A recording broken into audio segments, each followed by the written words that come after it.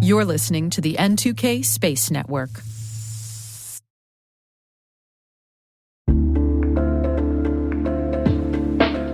And now, a word from our sponsor, SpyCloud, the cybercrime analytics leader. SpyCloud disrupts cybercrime by telling you what criminals know about your business and your customers, so you can take action to prevent ransomware, session hijacking, account takeover, and online fraud. SpyCloud constantly recaptures and analyzes new data from the criminal underground, including credentials, session cookies, and PII siphoned from malware-infected devices.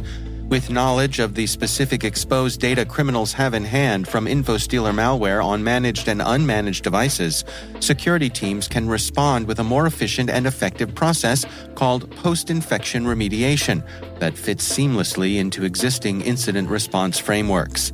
Get SpyCloud's post-infection remediation guide outlining the 7 steps for preventing a malware infection from becoming a full-blown ransomware incident.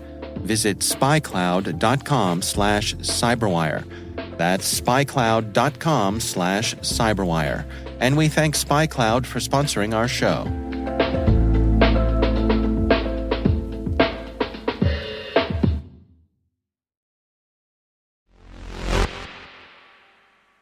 Hey, T-Minus crew. It's our last daily show of the year as we are taking the last week of December off for a holiday break. So as 2023 comes to a close, for today's show, we take a look back at the year that was for space and share our thoughts on what we're looking forward to in the coming year. Bring it on, 2024. T-minus 20 seconds to LOS egress. Go for deploy. Roger roll. Today is December 22nd, 2023. I'm Maria Varmazes. I'm Alice Carruth, and this is T-Minus.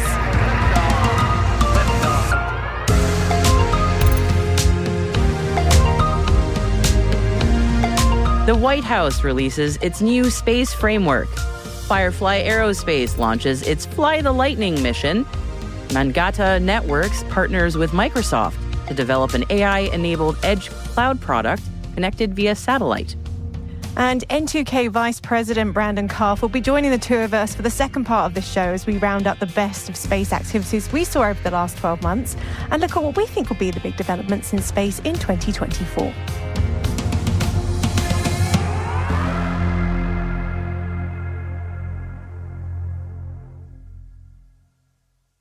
All right, let's take a look at our daily briefing on this Friday. Folks have been waiting for it, and now the National Space Council has unveiled the United States Novel Space Activities Authorization and Supervision Framework. Does it have an acronym yet? Is it NSAAF? Who knows? Well, who knows? I will just call it the new framework for now. Okay, so the new space framework is a very needed updated guidance on who in the federal government will be regulating what in private space, meaning commercial, academic, and nonprofit use. Basically, everyone not NASA and the military. The White House says their emphasis with this new framework is ensuring appropriate supervision while also being agile and responsive as the industry forges ahead at breakneck speed. And here's just one quote of many from this new framework that has a lot to chew on. To the greatest extent feasible, the Secretaries of Commerce and Transportation should minimize burdens on industry and U.S. government entities by aligning oversight processes for private space sector novel activities, including strict timelines for applications and interagency reviews, with a transparent elevation process to adjudicate disagreements, and should harmonize the timing of and language in legislative proposals and respective Administrative Procedure Act rulemakings. Okay, so undoubtedly this new framework will be required reading for a lot of folks over the next week, if not beyond.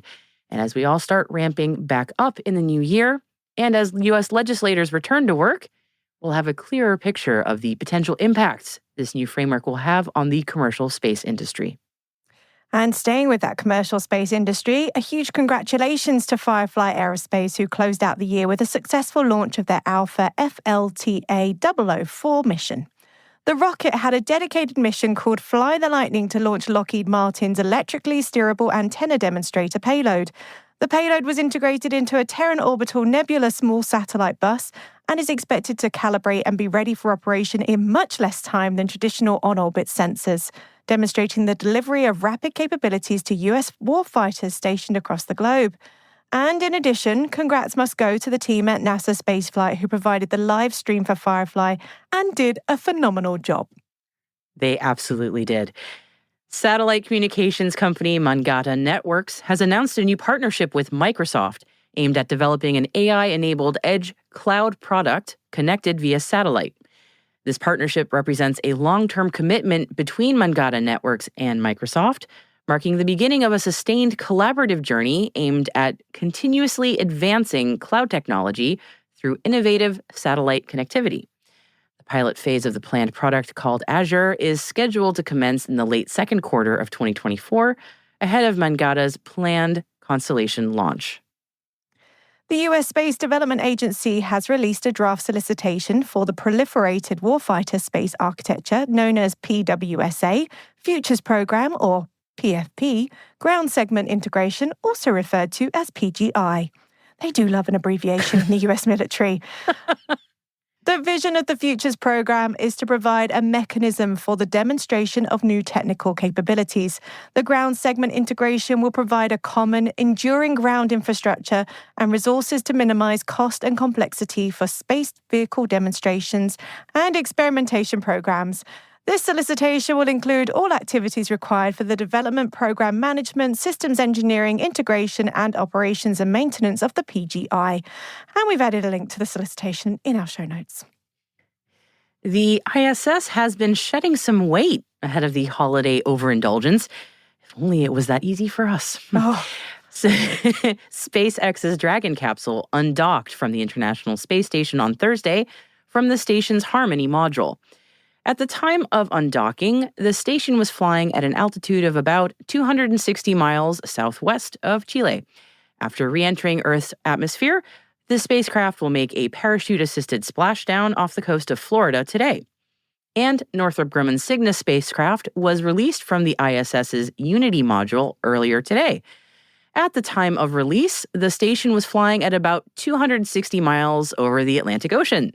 Cygnus then performed a planned destructive re-entry in which the spacecraft, filled with trash packed by the station crew, burned up in Earth's atmosphere.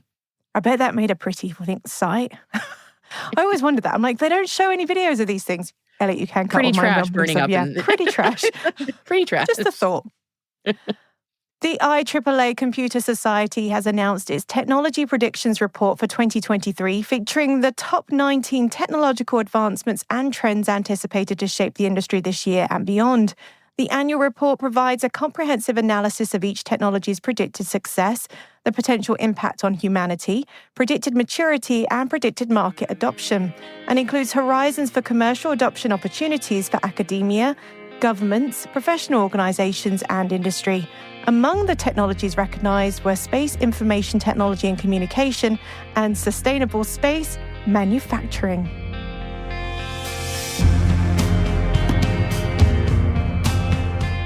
You can read the full report by following the link in our show notes, along with links to all the other headlines we've mentioned. And we have, of course, added some extras for you to read, including TechCrunch's look ahead to 2024, and we'll be sharing our own thoughts on that later, and the Kennedy Space Center's 2024 roundup, and a write-up on ESA's new pinhole propulsion system, and CGTN's look at who's making waves in China-US space collaboration. Hey T-Minus crew, tune in tomorrow for T-Minus Deep Space, our show for extended interviews, special editions, and deep dives with some of the most influential professionals in the space industry. Tomorrow we have Kirsten Hibbard talking about the amazing work of the Challenger Learning Centers. Check it out while you're driving to yet another holiday concert, kicking up your feet for the start of a nice end-of-year break, or last-minute panic shopping for Crimbo. You don't want to miss it.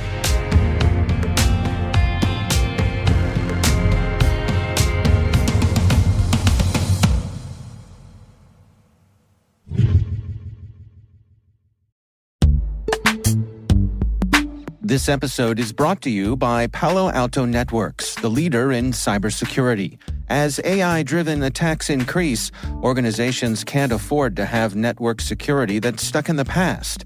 Discover how Palo Alto Networks can help you predict what's coming and proactively secure against it with a zero-trust, AI-powered network security platform built to secure whatever, whenever, wherever. To learn more, visit paloaltonetworks.com/network security platform.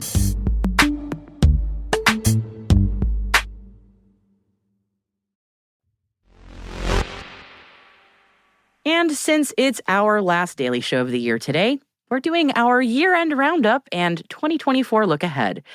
Joining us for this chat is our boss and N2K Vice President, Brandon Karpf. All right, so let's start with the year that was, 2023. Lots of stuff happened. We all had some favorites, I imagine. Who wants to start? Who wants to nominate their faves from 2023? Go on, big boss. You can start with it. Brandon, would you like to go? Go ahead. How could I resist? Thank you. Appreciate it. To me, the biggest story of the year was the success of Victus Nox mission.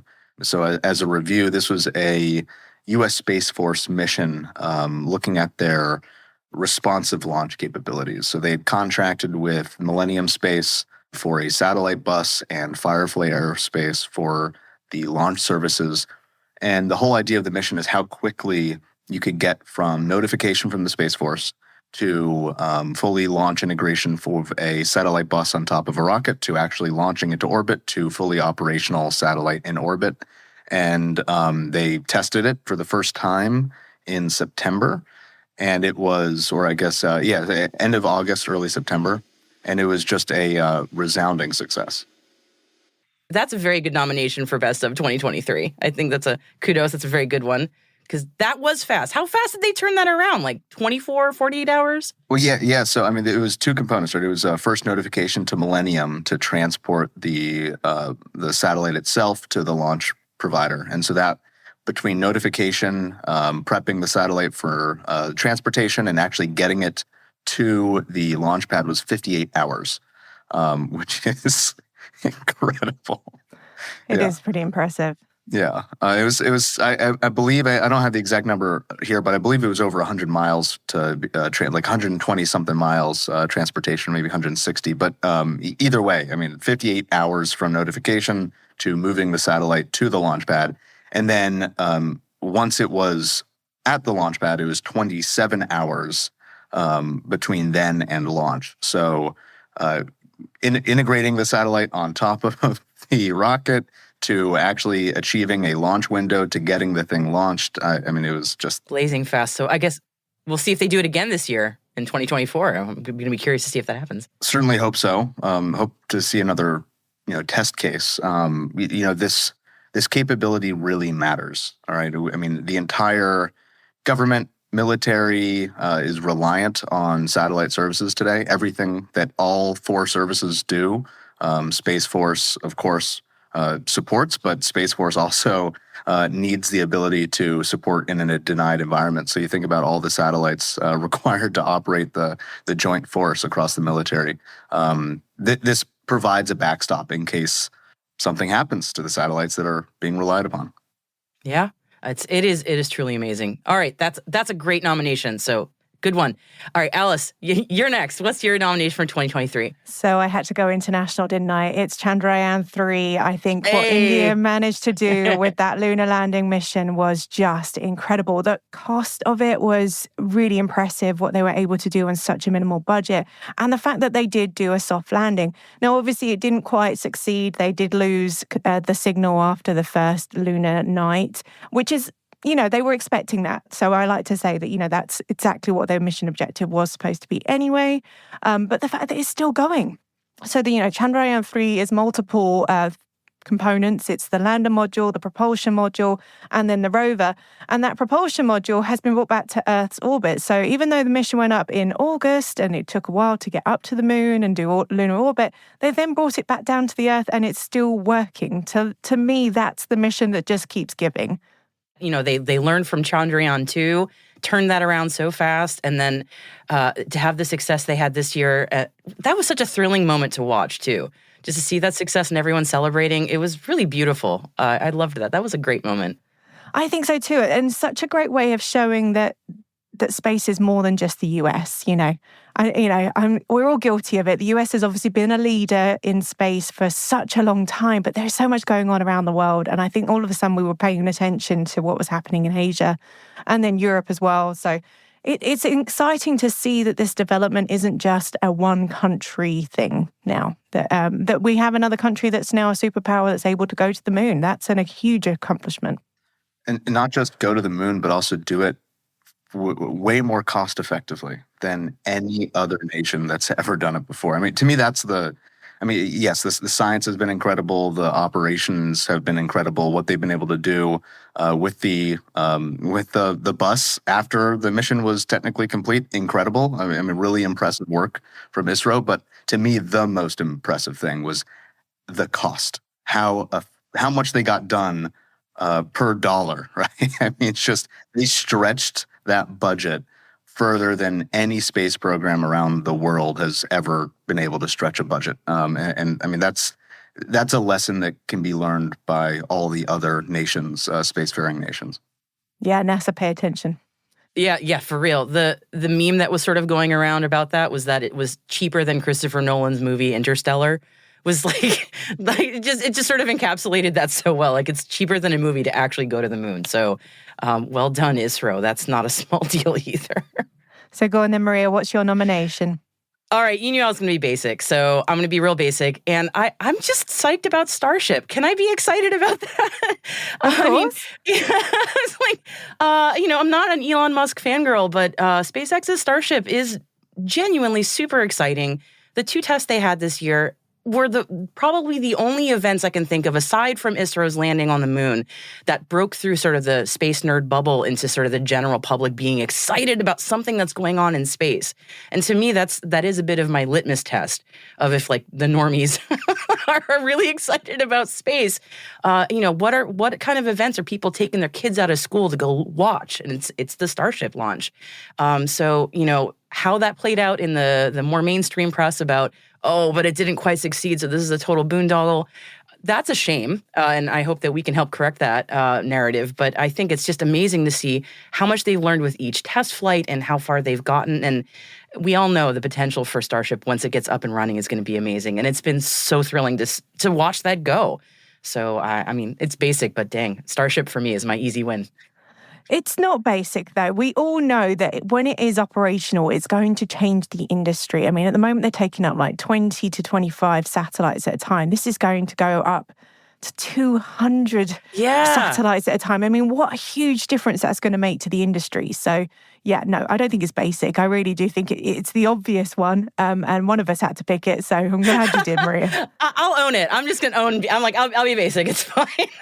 Yeah, when you talk about a multi-order of magnitude decrease in cost per kilogram with that capability, I mean, it's fundamentally going to change the entire industry and other industries, not just the space industry. So totally agree. I remember April 20th being at Space Symposium, the whole thing shut down while everyone there watched that first test.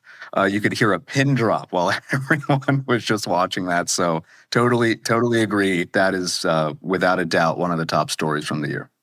Yeah, it's an easy one, but yeah, somebody had to say it. So I went for that one. All right. All right, so that was the year that was. 2024, though, there is a lot planned for this year. Obviously, timelines may shift, but going by what we assume is going to happen with the timelines that have been announced thus far. Brandon, why don't we go in the same order? Brandon, what are you excited for this coming year? Sure. So this was a little bit more difficult. Looking forward to the year, I was tempted to kind of dig into policy. There's a lot of policy recommendations coming from the White House, from the National Space Council, who's responsible for various aspects of regulatory approvals, launch approvals, et cetera, kind of balancing the responsibilities between FCC and FAA.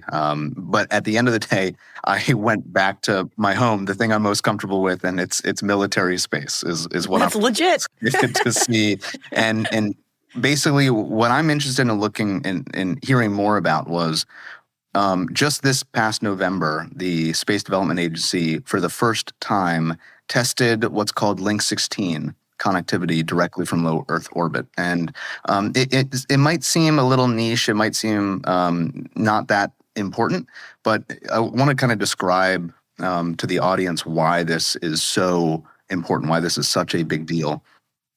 And Link 16 is what's called a tactical data link. So Link 16 is how various military assets communicate to each other, and specifically communicate situational awareness information. So for example, if I'm on a ship and I'm looking at a whole bunch of other ships around me and I've marked where they are on a chart and I know their course and speed and what they're doing and potentially who they are as ships, I can share that information with other assets around me through Link 16 and other tactical data links. Now, for the very first time, Space Development Agency tested Link 16 directly from satellite. So what that means is you've taken what is typically just a line of sight data link between military assets and you've made it over the horizon.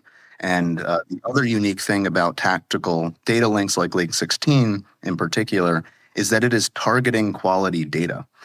So typically what's going across here are things that can be used in firing solutions for various weapon systems because the data is and the geolocation information is accurate and validated by other assets. And so what this means is in this whole transport layer of the Space Development Agency's proliferated warfighter space architecture, that's enabling this paradigm called sensor to shooter, which is for military assets around the world, wherever there is a sensor, even if the shooter is over the horizon from that sensor, the person actually engaging a target or an adversary, we can actually get that data to the shooter and give them targeting quality data even over the horizon potentially. I mean, this is a huge capability.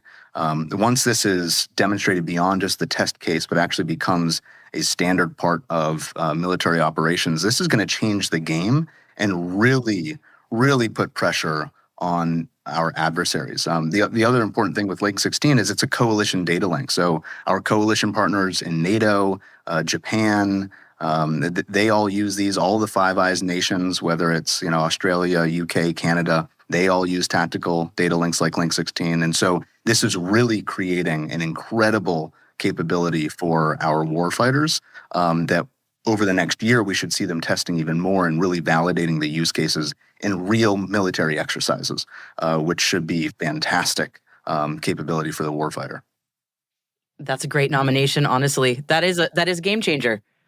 And so sensible of you, Brandon. There is so much coming up, and you went with the sensible one. Can we just point that out?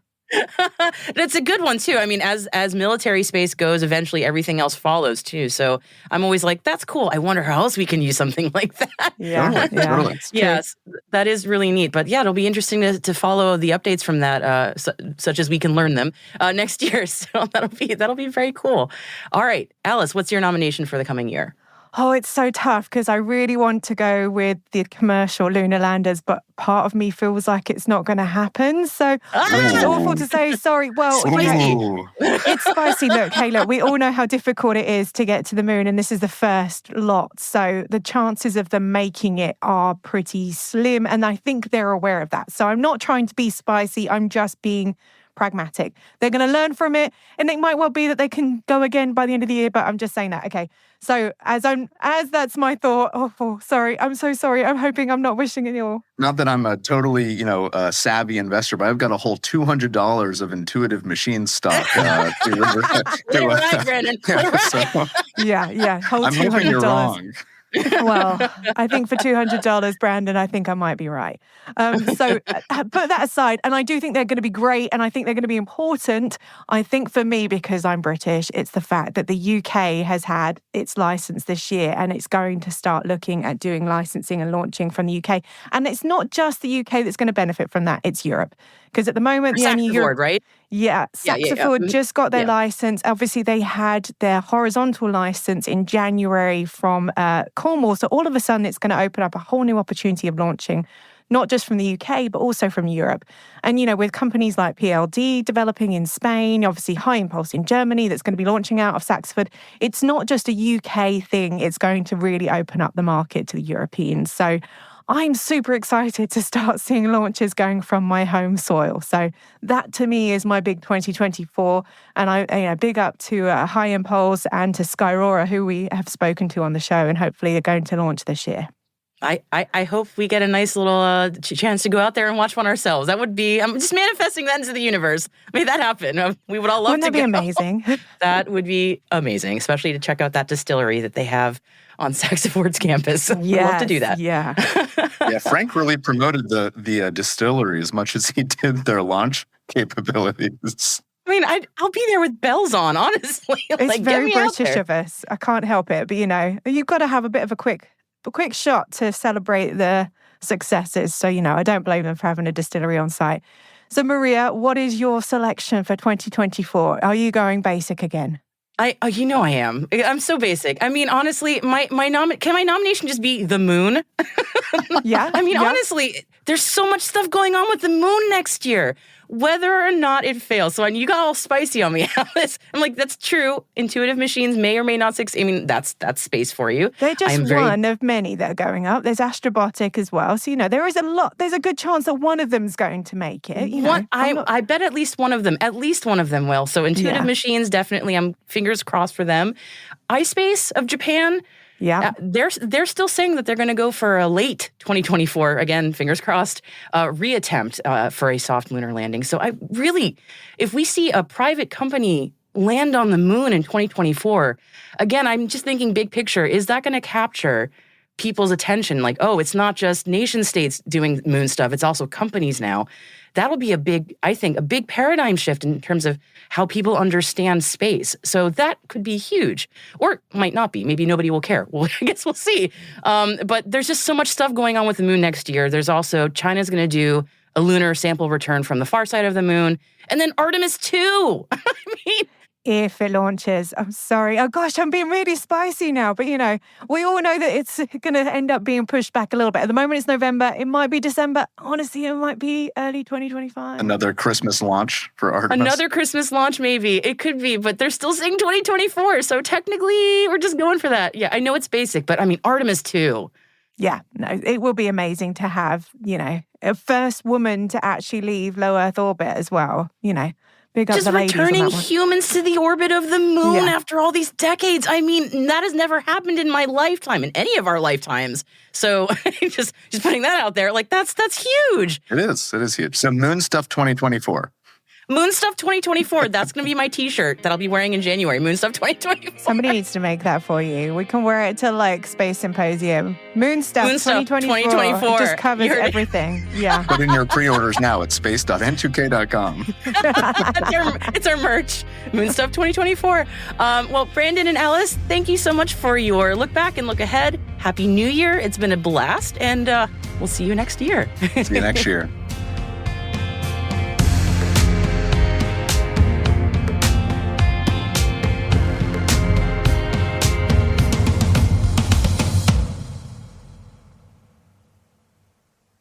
We'll be right back.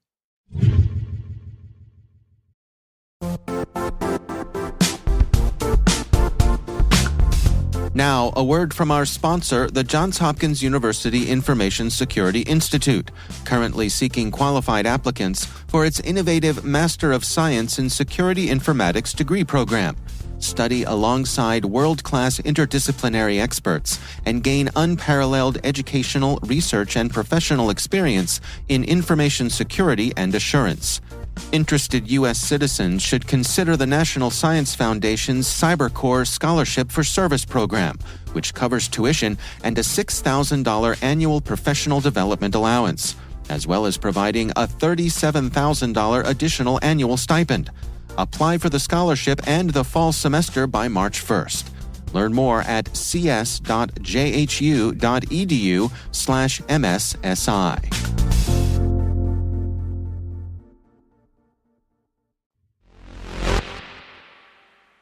And welcome back. And are you even a space show in the Christmas season if you don't mention a Santa tracker or two? For anyone whose little elves are counting the number of sleeps until the 25th, you can always use the OG of Santa trackers from NORAD over at noradsanta.org. Or if you have Flight Radar 24 bookmarked, they've got their eyes on Kris Kringle as well. Just search for Santa 1, Ho Ho Ho, or R3D N053, which is Red Nose, anytime after 1900 UTC on December 23rd. Happy holidays. Yeah.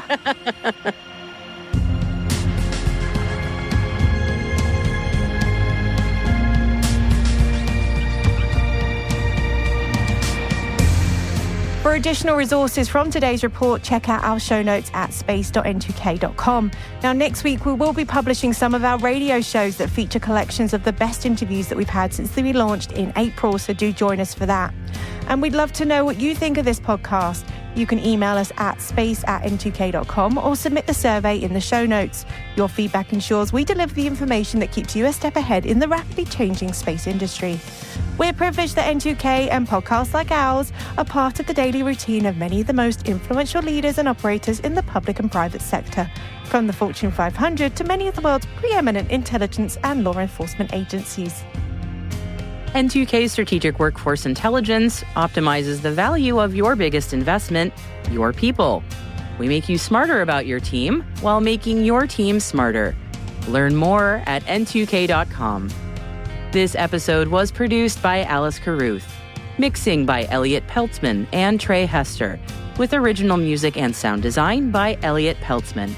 Our executive producer is Jen Iben. Our VP is Brandon Karpf. And I'm Maria Varmazis.